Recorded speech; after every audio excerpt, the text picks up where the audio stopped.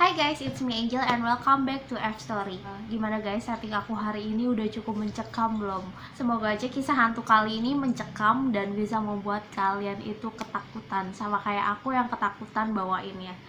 Jadi hari ini aku akan menceritakan ke kalian kisah taksi berhantu part yang kedua yang aku udah janjiin ke kalian. Jadi kalau kalian penasaran mengenai kisah taksi berhantu ini, kita langsung aja nonton intronya dulu.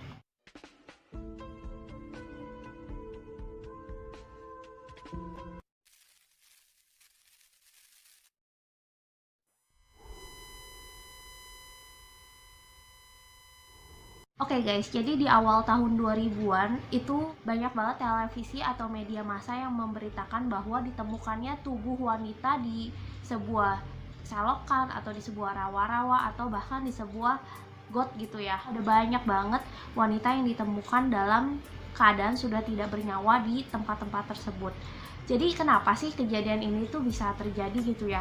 Dan hari ini aku akan membawakan suatu kisah mengenai seorang wanita yang sampai saat ini tubuhnya itu belum ditemukan sama sekali. Oke guys, jadi kejadiannya itu di suatu malam ada seorang wanita yang kita sebut aja namanya itu Aurel. Jadi Aurel ini seorang wanita pekerja keras ya guys. Jadi dia tuh bekerja dari pagi sampai malam untuk mengumpulkan uang untuk keluarganya. Jadi dia tuh hidup bersama dengan ibunya dan juga adik-adiknya, dan Aurel ini merupakan tulang punggung keluarga. Jadi dia tuh harus benar-benar bekerja keras banget untuk menghidupi ibu dan adik-adiknya. Jadi seperti biasa si Aurel ini pagi-pagi itu dia tuh berangkat kerja guys. Aurel ini pulangnya itu malam, pulangnya sekitar jam 12-an gitu. Karena saat itu sudah malam gitu ya, dan setiap harinya pada saat pulang itu Aurel itu selalu naik taksi guys, karena kan pulangnya malam ya. Kalau misalnya malam-malam gitu naik angkot, mungkin angkotnya udah nggak ada gitu ya, atau busnya mungkin udah nggak ada karena itu bener-bener udah larut malam jam 12. Dan zaman dulu kan belum ada Gojek ya yang standby 24 jam buat nganter jemput kita. Jadi si Aurel ini pulangnya itu naik taksi guys, seperti malam-malam biasanya Aurel pulang kerja dan dia tuh stopin taksi gitu, bang stop, anterin saya ya ke jalan X misalnya. Jadi jalan X itu adalah rumahnya dia gitu kan. Jadi dia naik taksi, karena si Aurel ini pribadi yang ceria gitu ya guys. Jadi si Aurel ini ngobrol lah sama si tukang taksi ini. Si Aurel mulai curhat gitu ya, aduh pak, saya tuh lagi sebel banget nih pak, saya tuh setiap hari tuh selalu dimarahin gitu loh pak sama orang tua saya selalu dimarahin karena saya tuh pulang kerja tuh selalu malam-malam. Dia selalu bilang gini, Aurel, lu jangan kerja malam-malam, lu nggak lihat apa di berita banyak banget tuh cewek-cewek pulang malam. Akhirnya dia nggak pulang ke rumah, dia tuh ditemuin tuh di got, di selokan, di rawa-rawa gitu. Emang lu mau kayak dia, jangan kerja malam lagi. Jadi si ibu ini nggak setuju kalau si Aurel tuh bekerja sampai pulang malam gitu loh. Dia maunya kayak 9 to 5 gitu, kerja jam 9, jam 5 sore udah pulang. Padahal kan si Aurel ini kan bekerja keras kan buat menghidupi ibu dan juga adik-adiknya kan. Si supir taksi ini sambil bawa mobilnya dia kayak cuma senyum-senyum aja, kayak sambil dengerin kan, dia ngangguk-ngangguk aja gitu sambil nyetir gitu kan. Terus si Aurel itu ngomong lagi nih, Pak, Bapak tahu nggak, tahun lalu tuh ada wanita yang meninggal di jalanan ini. Dia tuh naik taksi juga pak, meninggalnya. Ya ampun, dia tuh kesian banget kejadiannya gitu kan. Aurel ngomong gitu ke supir taksinya. Tuh supir taksinya naik mobil sambil ngangguk-ngangguk aja, terus bilang lewat spion kan, emang kenapa Neng itu wanitanya bisa meninggal gitu kan. Jadi si Aurelnya ini ngomong ke supir taksinya, oh jadi bapak mau tahu ceritanya? Nih ya pak, saya ceritain nih pak. Jadi ya waktu itu malam-malam ada wanita ya pulang kerja nih, dia pulangnya sama kayak saya, pulang malam gitu. Terus dia nyetop taksi kan, udah nyetop taksi, udah dia naik taksi dan dia mau pulang gitu ya. Terus di perjalanan ya pak, si wanitanya ya ampun, dia tuh kaget banget, dia tuh shock banget. Karena si taksinya itu stop tiba-tiba pak, ada dua laki-laki yang masuk dari pintu kanan sama dari pintu kirinya.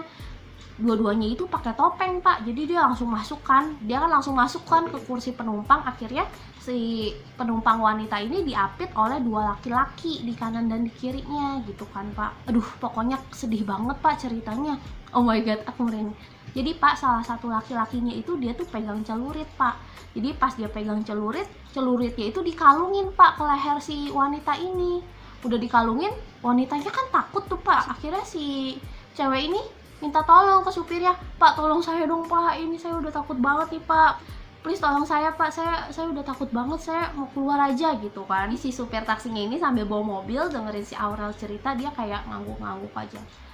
Terus si Aurel lanjut cerita, ya ampun Pak, itu kasihan banget sih wanitanya itu, bener-bener ketakutan Pak. Ya aduh, saya nggak bisa ngebayangin deh Pak kalau tiba-tiba ada laki-laki masuk di sebelah kanan kiri saya terus celurit dikalungin gitu ke leher saya, bener-bener saya nggak bisa ngebayangin deh, ampun saya takut gitu kan katanya. Terus si supir taksinya ngangguk-ngangguk. Terus si Aurel lanjut cerita nih, ya ampun gimana Pak menurut Bapak, kasihan banget kan tuh wanita itu kan. Terus si supir taksinya bilang, ya Neng mau gimana lagi, itu namanya udah nasib, emang nasibnya aja lagi jelek, kata supir taksinya gitu kan. Tapi setelah ngomong kayak gitu, si Aurel yang tadinya ceria tiba-tiba diem gitu kan, tiba-tiba diem. Si supir taksinya ngeliat dong ke arah spion kayak ini pas dia ngelirik ke arah spion, si Aurel udah kayak di pojokan tuh sambil kayak sambil tepang tangan kayak males gitu kan, kayak marah gitu kayak gitu kan. Terus si supir taksinya ini bilang, loh kok Neng kok jadi marah kayak gitu kan, sambil kayak gini, oh ya nggak apa-apa sih Pak, ini saya lanjutin ya Pak ceritanya ya. Oh ya sambil nyetir. Jadi si Aurel lanjut cerita, jadi Pak si ceweknya ini udah mohon banget sama dua laki-laki ini kayak, aduh please jangan, saya tuh jangan diapa-apain, jangan diapa-apain deh, pokoknya nih ambil aja nih barang-barang nih please, tapi saya ini jangan diapa-apain. Tapi Pak semuanya itu telat Pak. Tiba-tiba laki-laki yang kalungin celuritnya itu langsung narik gitu aja celuritnya. Pas lagi narik celuritnya udah deh, lehernya tuh banjir darah deh semuanya tuh ke sini, ke leher itu. Bukannya ditolongin gitu ya, malah ini barang berharganya diambilin, antingnya diambilin, kalungnya diambil, gelangnya diambil, uangnya diambil. Habis itu tahu nggak sih Pak, itu loh mayatnya loh Pak dibuang di situ tuh, di rawa-rawa yang itu tuh, yang depan situ tuh Pak, persis banget tuh di situ gitu kan. Habis wanita yang ngomong gitu, si supirnya tuh sampai kayak kaget gitu kan, kayak kaget. Dia tuh kayak keinget kejadian tahun lalu. Si supirnya ini pernah dalam keadaan bener-bener payah, dia sama sekali nggak punya uang dan dia tuh harus menghidupi keluarganya gitu ya. Karena nggak punya uang, jadi dia tuh kayak bikin perjanjian gitu sama temen-temennya kayak, aku kan nggak ada uang, kalian juga nggak ada uang kan, jadi nanti kalau misalnya aku punya utang cewek, nanti kalian masuk aja gitu ya, kalian ambilin deh barang berharganya, habis itu kita kabur gitu kan. Sebenarnya si supir ini nggak ada niat buat ngebunuh atau ngapa-ngapain, yang penting dia tuh dapat duit aja gitu kan. Tapi kejadian setahun yang lalu itu, jadi ada seorang wanita yang dibunuh sama temen-temennya, dan metodenya tuh ternyata sama persis temen-temen. Jadi dia tuh pakai celurit gitu. Saat itu wanitanya tuh udah mohon banget, Pak please Pak, ini ambil aja semua uang saya, tapi saya jangan diapa-apain please banget nih, saya tuh punya keluarga, please banget Pak tolong saya. Jadi si penumpangnya itu tuh mohon gitu ya sama si supirnya, please banget Pak, please mohon tolong banget Pak, tolong saya Pak, ini ambil aja semuanya tapi nyawa saya jangan gitu kan. Tapi ternyata guys itu telat banget karena teman-temannya itu udah narik celurit di lehernya, dan akhirnya baju wanitanya pakai baju putih gini ya loh kayak aku, dan ini tuh bener-bener kayak banjir darah gitu. Dia ke flashback kejadian waktu itu, terus dia baru sadar guys kayak,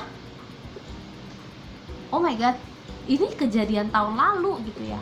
Dan si Aurel ini nunjuk ke suatu tempat gitu ya, kayak itu loh Pak, itu tuh rawa yang waktu itu wanita itu dibuang, dan itu tempat si supir taksi dan teman-temannya itu membuang wanita yang kejadian 1 tahun yang lalu. Terus penumpangnya itu di belakang dia bilang, iya Pak, sampai sekarang itu jenazahnya belum pernah ditemuin sama orang, itu sama sekali nggak ada yang tahu kalau wanita itu dilempar gitu aja tuh Pak di rawa-rawa itu, belum ada yang nemuin. Dari situlah si supir taksi ini langsung kayak, oke, kalau belum ada yang temuin, terus penumpang gue tuh tahu dari mana kisah ini gitu ya, kan belum ada yang nemuin. Tiba-tiba dari belakang kursi si supir taksi ini tercium bau-bau anyir gitu ya, bau-bau darah, bau amis gitu.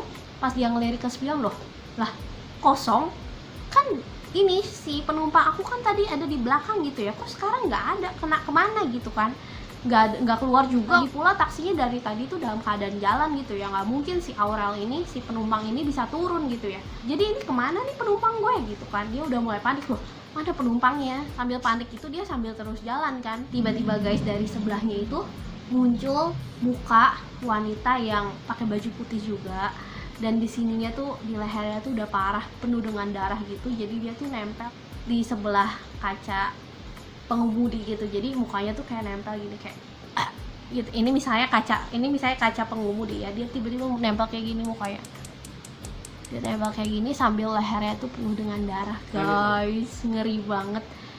Dan karena kejadian itu kan supirnya kan ngelihat, panik dong, dia tiba-tiba ngerem mendadak, dan pada saat dia ngerem mendadak dia tuh kayak nabrak pembatas jalan. Jadi dia tuh kayak kecelakaan ringan gitu ya, habis dia nabrak pembatas jalan, kepalanya itu kena setir dia gitu kan, jadi agak ada sedikit darah gitu. Dia bangun terus dia masih kayak sambil pusing gitu, kayak aduh kok bisa sih nabrak kayak gini. Terus guys dari belakang itu ada suara, pak pak gitu kan. Jadi si supirnya mikir, oh ini penumpang gue nih gitu, kok tadi nggak ada, sekarang ada suaranya gitu. Jadi pas dia noleh ke belakang, kalian tahu guys di belakang itu ada wanita yang mukanya itu sama persis dengan wanita yang telah dihabisi nyawanya 1 tahun yang lalu oleh bapak ini dan kedua temennya gitu loh. Ada di belakang dan dia langsung shock dan dia pingsan. Gimana guys? Ceritanya mengerikan gak sih? Jadi si Aurel yang selama ini naik taksinya bapak ini ternyata adalah wanita yang 1 tahun yang lalu itu dihabisi nyawanya oleh bapak ini dan kedua temennya. Dan dia menampakkan diri lagi dan kasih tahu, gini loh yang dirasain cewek itu tuh gini loh, dia tuh udah takut banget, tapi kenapa lu tuh parah banget, lu tuh kejam banget sama dia. Jadi gimana guys, cerita aku udah cukup mengerikan belum? Oke guys, sekian cerita dari aku. Thank you so much buat kalian yang udah nonton. Kalian bisa like video ini kalau kalian suka. Kalau kalian punya ide untuk cerita lainnya, atau ide kalian tuh mau aku tuh bikin video tentang apa, kalian bisa komen di bawah. Dan jangan lupa subscribe channel aku dan share ke teman-teman kalian. Thank you so much, bye bye.